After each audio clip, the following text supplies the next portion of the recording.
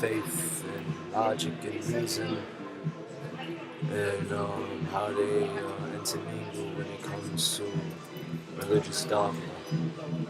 Okay, first I want to make it clear that it's wrong always, everywhere, and for anyone to believe in anything based upon insufficient evidence. Even in the court of law, a person is convicted based on the amount of evidence that is presented, even with reason. Reasonable doubt, that's what they call it.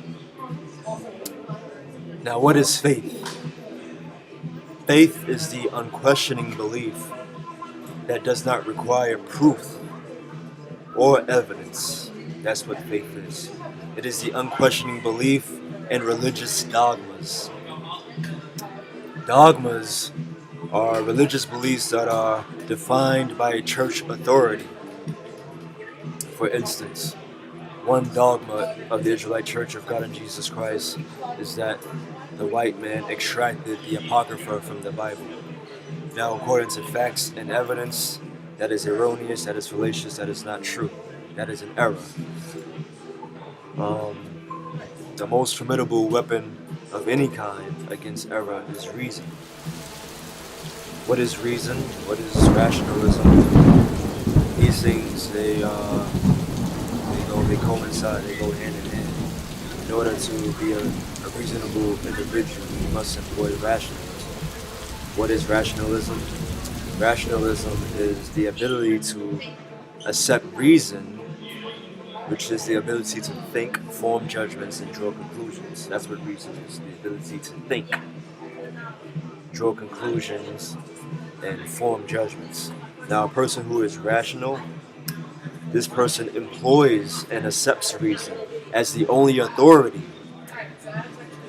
in determining one's opinions or course of action.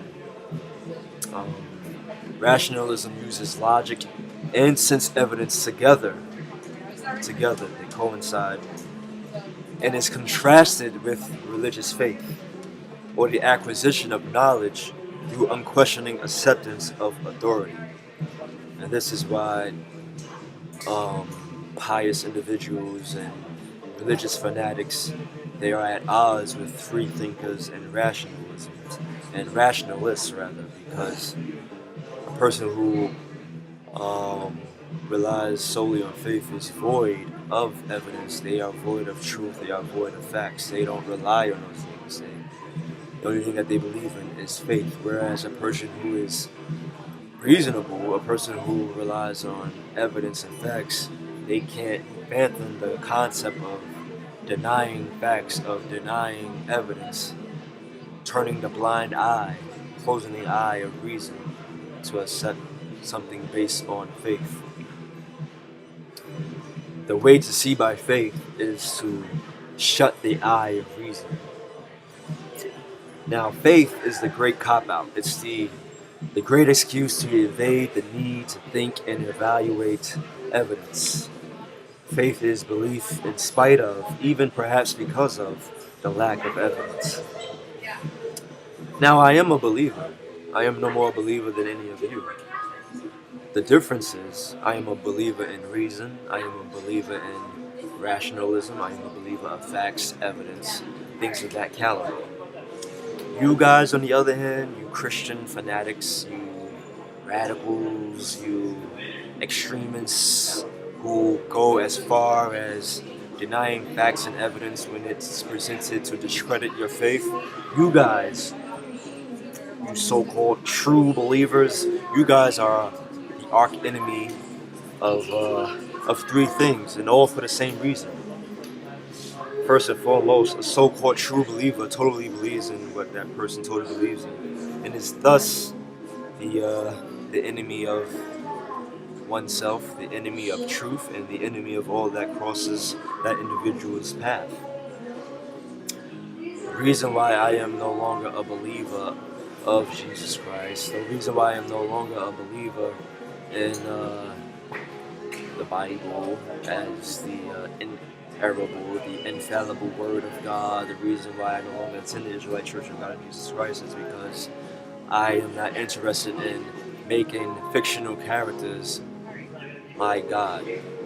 Don't get me wrong, I do like fiction. I like The Call of the Wild. I like Catcher in the Rye. I like The Great Gatsby. I like all the great works of literature.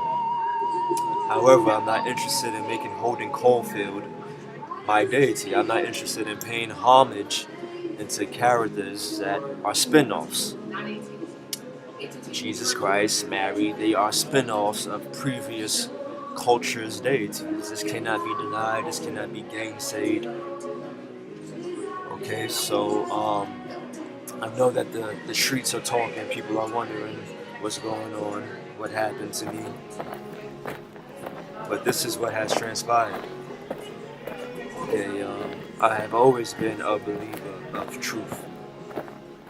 Whether it condemned me as an individual, whether it condemned my own personal tenets and dogmas, I have always been a believer of truth.